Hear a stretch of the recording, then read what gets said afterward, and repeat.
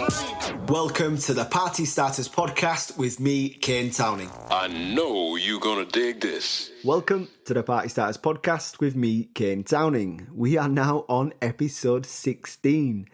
This little podcast project has picked up some really nice heat. I'm getting a lot of good feedback and I really do appreciate you listening. If you know anyone that would enjoy it or benefit from it, please do give it a share. This guest is Dubai's #1 promoter. He flew out to Dubai with $2,000 in his back pocket and has built one of the largest event companies in Dubai. He's got 17 events at all the top hotels, working with all the big venues out there. And I'm not talking it's the same event at each one. It's a different brand, different content for each event. That takes a hell of a lot of work. Please do have a look at his Instagram, have a look at his socials, and you'll see just how quality the content is. It's a lot of videos, a lot of great artwork. I really do admire the work rate and the creativity of his events company. He is also probably the only promoter I've seen really pushing to get open after lockdown and work within the guidelines, and I really do admire him for that. He's probably the first promoter I've seen to be able to do an event after lockdown. He's really worked with the guidelines and shown that it can be done. So I wanted to speak to him about that as well as his journey in Dubai. So welcome to the Party Starters podcast, Chris Wright. I know you're gonna dig this. Chris Wright, thank you very much for coming on the Party Starters podcast. How are we?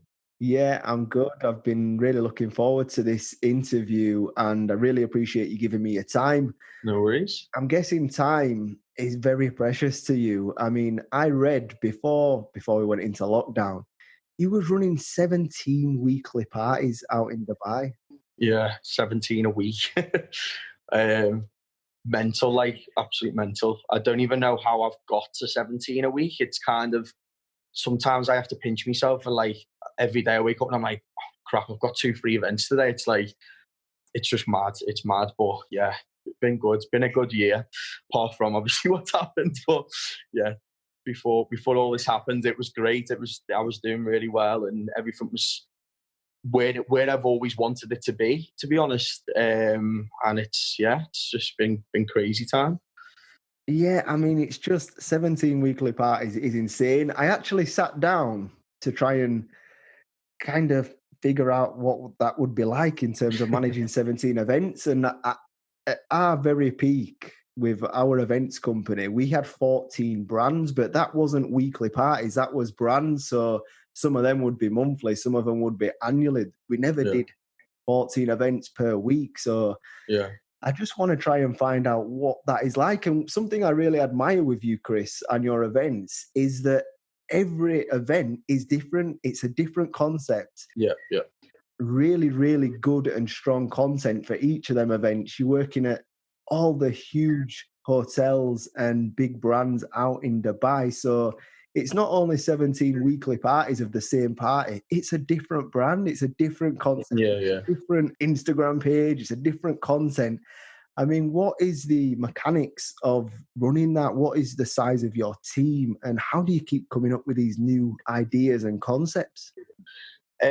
So, I mean, when I first moved to Dubai, I didn't have any concepts. Obviously, I was just trying to grasp the nightlife scene and understand it. And I started off obviously with one concept, and that was actually Pucker Up. So this was about 7 years ago. So I started one monthly event in Mavida, which was like a big nightclub out here. It's not open anymore. And obviously managing that once a month, I used to get stressed out when the event was coming up to it, thinking, oh, I need to sell more tables, or I haven't got enough people on the guest list. So when I look back then, I kind of think, how on earth? Like, I used to get stressed out for one event a month and the whole build up to it to now where it's just obviously every day.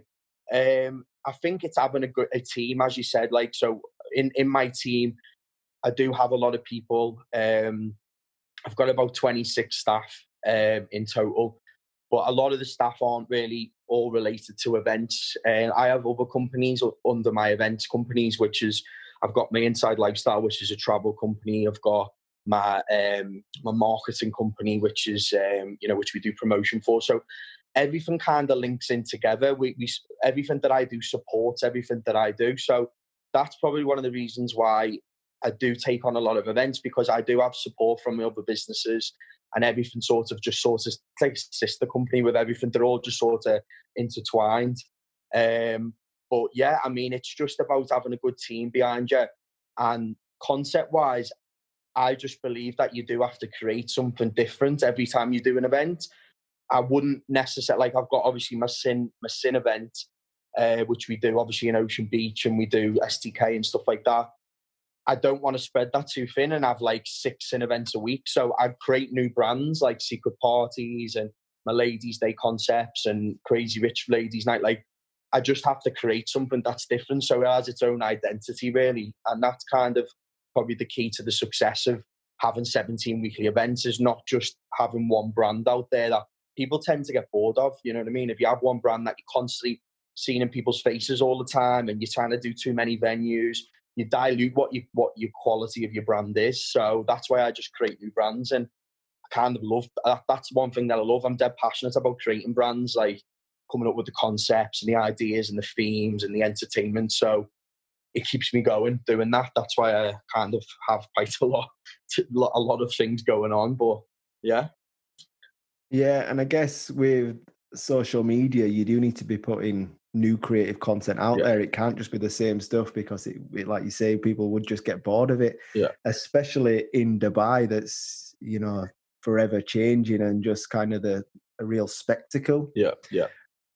What first drew you to Dubai? What was the decision in going over there? I think it was just change. I was obviously, my first ever event I did was in Liverpool when I was about 17, 18, and I was doing like just your old school promo and PR and obviously collaborating with different venues. And I think I just got bored of Liverpool. Like, there wasn't really, I still love Liverpool obviously to this day, but for me, the nightlife wasn't going the direction that I wanted to go in with what ideas I had. To take my ideas to the next level. So it was all very just nightclubs in Liverpool. So I kind of just thought, obviously, I want to do more day parties. I felt like the trend in day parties was starting to develop when I was probably about 22, 23. And so I just thought, we're better to do it. We're somewhere where it's sunny all year round. You know what I mean? So I think that's kind of what drew me to it, really, just the fact that it's sunny all year round, and I don't have, with Ibiza, obviously Ibiza was great. I did 13 summers I did on Ibiza. But with Ibiza, again, it's 4 months. So I wanted somewhere that was a bit longer, even though we have a season here, it is obviously really hot in the summer. But, nightclubs and inside venues are still really busy. So you don't have to stop your trade here. You can do 12 months a year. So I think that's probably the main reason, why I came here. And when you did first land in Dubai, you literally had $2,000 in your back pocket. Yeah, literally.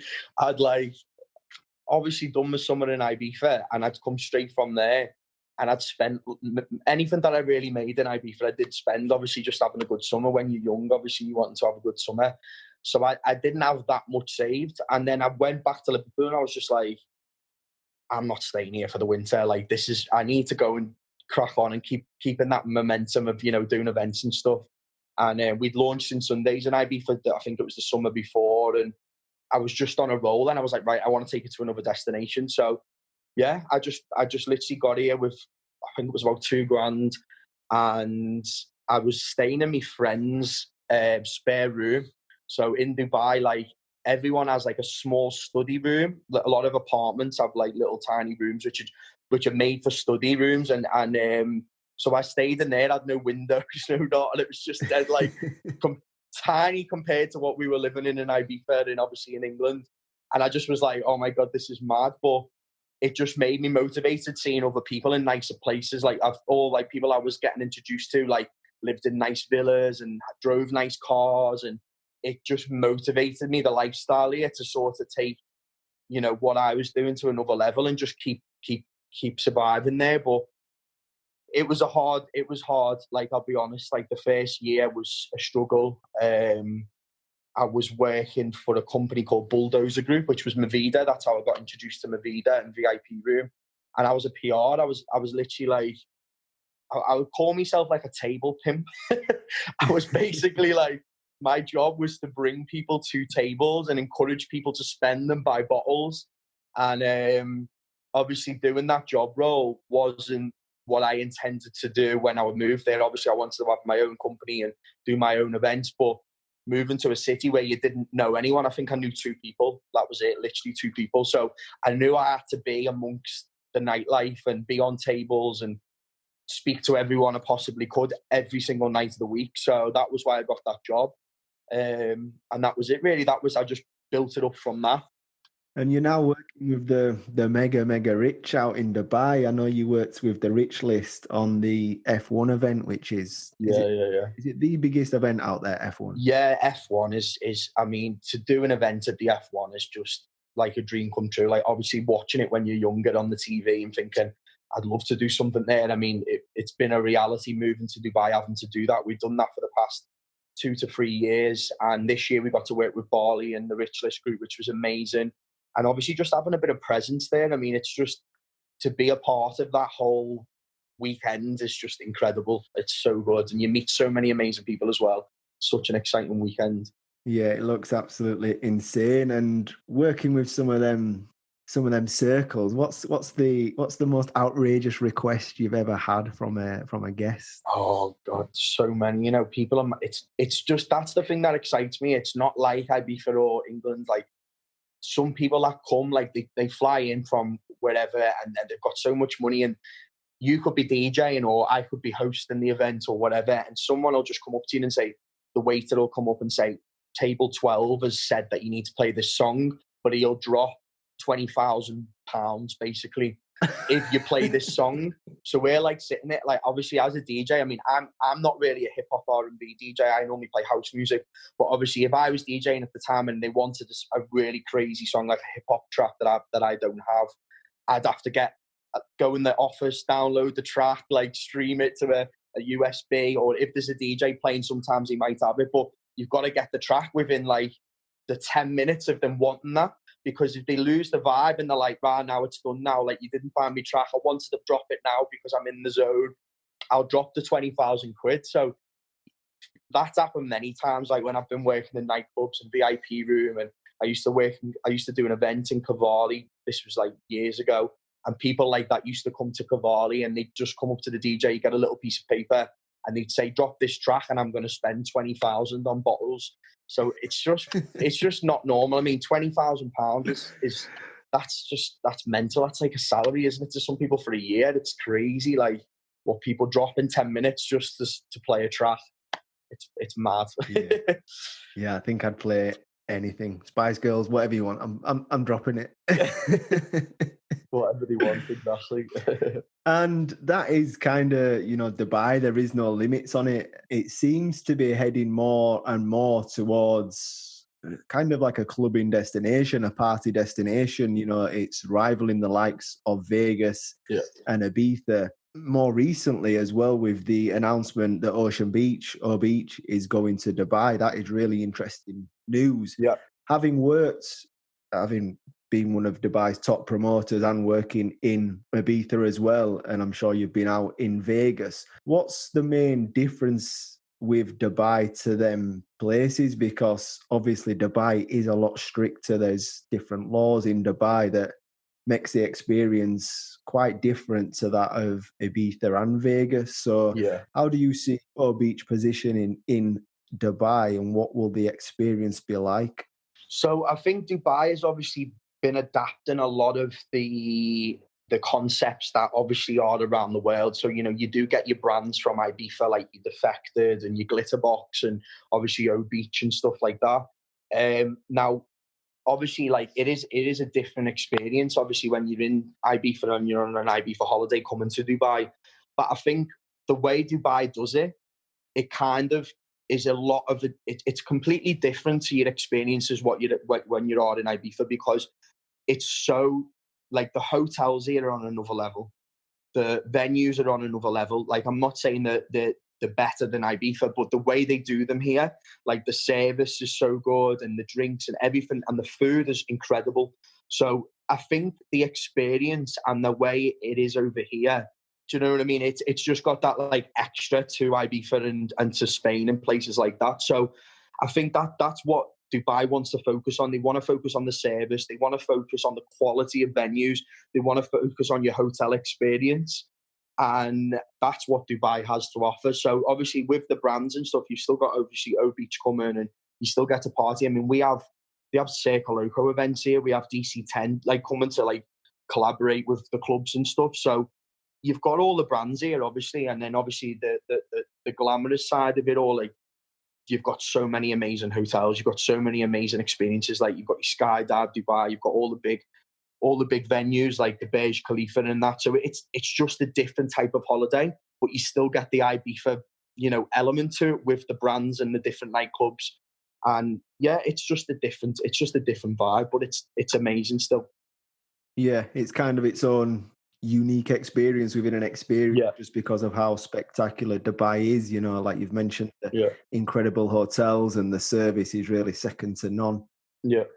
And do you think that will just carry on? Do you think that is the way Dubai is heading, becoming more of a party destination? Yeah, I mean, I work quite closely with a lot of the hotels. So, like the Five, Palm Jumeirah, Caesar's Palace, Atlantis. I work quite closely with them, and I kind of know what's going to go with Dubai in the direction it's going in. I can't say too much, but like there's gambling is potentially coming.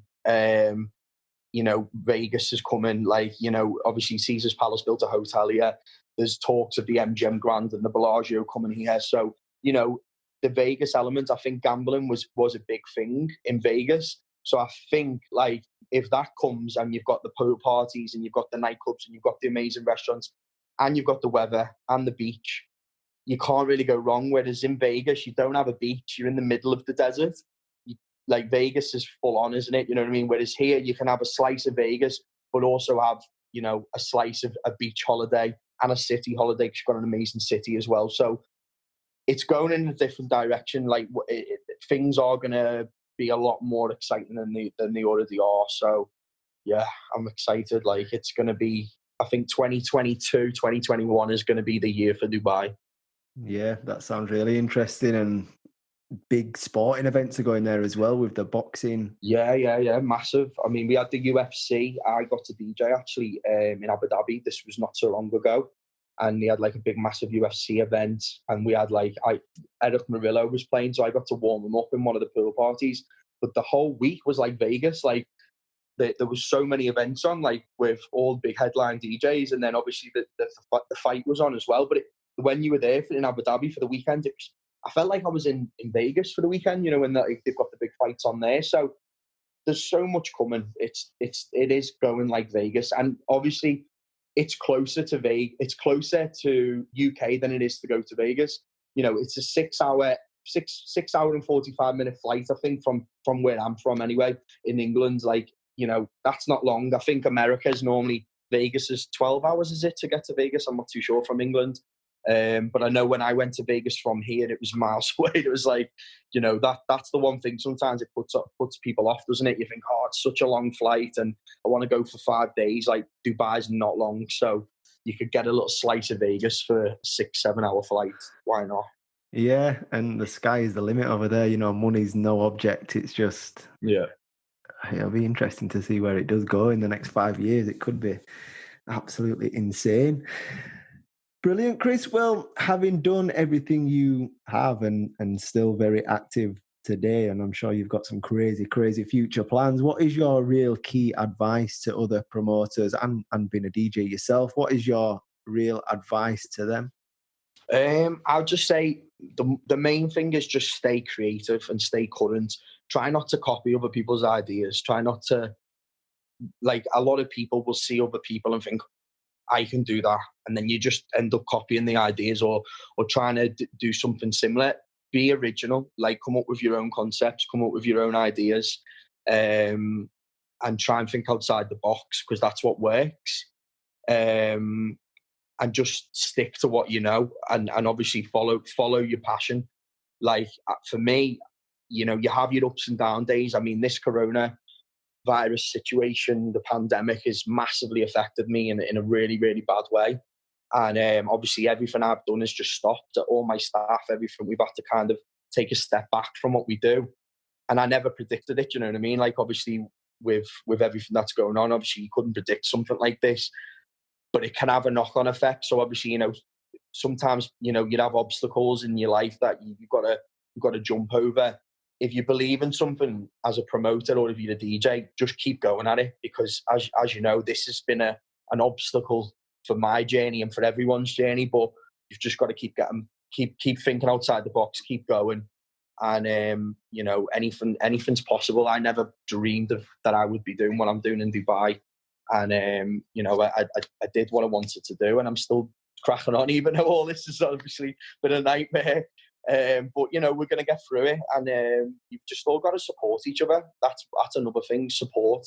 Like, people can be negative to other people. People can say negative things about other promoters or DJs, or you see things on. I mean, social media is bad. I try not to read too much stuff about other things or whatever, but support other DJs. Like, for me, like, I always try and support DJs. Like, loads of people always say to me, why do you have so many DJs playing at Ocean Beach? I mean, if you look at my flyers, we normally have about 14 DJs on the flyer. It's not normal to have that at an event, but we want to help people. We want to support DJs and people who are in the same boat as us when we were younger, you know what I mean? Like, you want to get that opportunity. So just support each other, like a person's mix, share a person's mix, listen to someone else's mix. If there's an event on, share the event, comment on it, even if it is competition. Like, it's all about supporting each other, and especially through this time, that's all you needed, really. Yeah, and when I reached out to you to do this, you replied within seconds, so I really appreciate that. No worries. One thing myself personally as a promoter that I've struggled with during this time is, I've worked for so many years to position our company and position ourselves to then do the events that we're doing now, and kind of the last 10 years have built up to 2020. Like, we was doing a major festival this year, and we've opened a bar. So everything we've done to this point was kind of building up to this year. And one of the things that I've found hard to kind of get my head around is, how to keep that momentum. Yeah. When things are moving and the world is open, you're obviously creating content, and it's just, you're in a natural momentum. But with this just been stood still, that's what I've kind of struggled with personally. Yeah. No, that's been the real challenge, and I think it's been a challenge not just for obviously us in the industry of nightlife, but every business. Like, I mean, I know people that have had to close the shops down, and it's been so sad just to see people that I've watched build a brand or build a restaurant or a bar. I mean, especially in the F&B, like the food and beverage industry over here, I've got friends who've opened restaurants, and they're going to have to leave Dubai. I think it's just about, you've just got to try and survive with what's going on. And as I said before, think outside the box. I mean, at the moment, a lot of people are questioning, like, oh, how come you're doing your events? How come you're getting things back up and running? Obviously, we're just trying to think outside the box and stick to the guidelines, so implementing social distancing. We move all the tables, far apart, 2 meter distance. We've got digital menus. The way we promote things, you can only sit and come to a restaurant for a certain amount of time. You're not encouraging like what you're not meant to be doing. Like, obviously people are meant to be socially distancing still, but we need to survive as a business, you know what I mean? Like, we could just say, look, we're going to close completely, but it's like, we need to keep people's jobs in line, do you know what I mean? I mean, I've still got my staff. I know all the places that I work with, I've got all their staff just waiting to work again. And I think people are scared to take a risk to open again, but you just need to not be scared, because you've got nothing to lose. You've just got to do what you can to survive, but do it, obviously, sticking to the restrictions and the regulations, and being respectful of that as well. Yeah, I mean, you're one of the only promoters that I've seen that's, really pushing to get open. I mean, for me, I want to open as soon as possible, and we're doing everything we possibly can to work within the guidelines to get open, whether we've got to social distance in the venue, whether we've got to take tables out, we're going to do it because our aim is to get open. Even being completely honest, it's probably not financially viable to open with a reduced capacity. No, it's not. That's the thing. It's not at all. And I think that's what people kind of see. Like, people have seen me like launch my events this week, and I've had so many nice messages, but like it's positive, but it doesn't mean we're making any money. Do you know what I mean? We're doing it to get people back into work, get the ball rolling, and obviously just get the economy back up and running. Like, any cash flow is better than no cash flow, even if you're not making a profit. Because over here, like, now we can have restaurants and we can have bars. We can't have no DJs. Obviously, as a nightclub, I mean, all my events are opening, but there's just literally a mix on in the background. It's a bit crazy, like. But obviously, it's just people just want to get back out and socialise, and people just want to see their friends again. People want to spend money as well. People have been sitting at home for so long, and people want to obviously support local businesses. So it's just about doing it in the right way. Yeah, as I say, we're going to open as soon as we can under whatever restrictions. But a lot of operators I'm speaking to, but I do think that's, actually been scared to open. A lot of operators are like, until we can open 100%, we're not even going to try it. But that's the thing. People are worried about opening. That's like, because we've obviously, with all my events, we speak to some of them and they're like, oh, we're not going to open it. And you've got to respect what they've got to do. But I think if I had my own business and I was, I had my own restaurant, you've just got to open it and just stick by the, take the risk. I mean, okay, you might not make money. It's not going to be as busy as what it was, but if you can work out your costs and make sure, you're not going to be losing out too much, it's about getting the momentum going and just being obviously out there on the market again and staying current. So people remember you, because obviously there's so much competition within food and beverage and nightlife. You've just got to try and keep being present and not letting people forget who you were and what you were doing. And do you think it's going to be better than ever when things do get back to normal? Do you think customers are going to really appreciate nightlife and the hospitality industry more than ever? Yeah, I do think that. Yeah, I think we've been stuck at home. I mean, how long was it? 3 months it was for us in Dubai. I think we went into lockdown earlier than the UK. Our lockdown was just mental. I mean, we had to apply for a permit to go to shop, and you could only go to shop every 3 days. So we were in a really, really strict lockdown, which probably is reason why we've kind of opened back up sooner than everyone else, because we literally couldn't go anywhere. Like, you couldn't leave your house for 3 days, and then you could go to the shop for like 2 hours. So obviously with Dubai, when you live in Dubai, obviously you live life in the fast lane anyway. I mean, every day there's a night on, every day there's a pool party on. Even when you live here and you have a normal job, even if you're a family, like, there's so much going on. So obviously you're always out all the time. Like, you might go for a nice meal somewhere, or you might go to a beach club on your day off. You take it for granted. Do you know what I mean? When you live in a nice place like this. So I think people who live here will realise, like, after the 3 months have gone, now we want to start enjoying things again. I think people are going to realise, like, what they've missed out on and appreciate it more. And I think it's the same in the UK. Like, obviously everyone who lives in England, we'll all be missing out our holidays now and appreciating when you can just get on a plane and go anywhere you want. And when we do go on that flight, the first ever holiday, you're going to be just so happy and so buzzing and so excited to obviously just have a bit of freedom from being at home. So yeah, I think it's going to be I think it's going to be positive, and I think everyone's just going to be so coming together with it all and just supporting everything within, like, nightlife and food and beverage and everything like that. Yeah, I think it's going to be a really special time. I think people will be a lot more savvy with their money, learning how to shop and learning how to cook. But yeah, I think in terms of kind of enjoying life more, people will live life to the fullest even more now. Yeah, exactly. And I think that's one of the reasons why as well, with one of my other companies, just going on another subject of inside lifestyle, we always try and make sure that we get the best deals and we create a lot of, like, affordable prices for people. So the market with travel and stuff is going to be really, it's going to be really good for people, because at the moment, obviously, people are stressing, thinking, am I going to be able to afford a holiday? The times are going to adapt. Things are going to be, more affordable. Like, we're doing a lot of deals for groups of girls and hen parties and stag parties and stuff like that. So with my company, I'm trying to adapt with the times to create packages and experiences. So it, becomes more affordable, because obviously people do think, it is expensive in Ibiza, it is expensive in Dubai. So that's what I'm kind of doing with my businesses, to sort of go, right, when we do come back, I've got, affordable packages going, and it's not just full prices the way it was. I think businesses are going to have to kind of learn to do that as well, and just sort of adapt to change, really, because I think people are going to be skeptical on what they spend. And yeah, so just people are going to be skeptical, but I think people are going to adapt to that, and obviously do, certain discounts or deals, or try and make it more affordable for people, so it's not going to, be too expensive for people to travel again.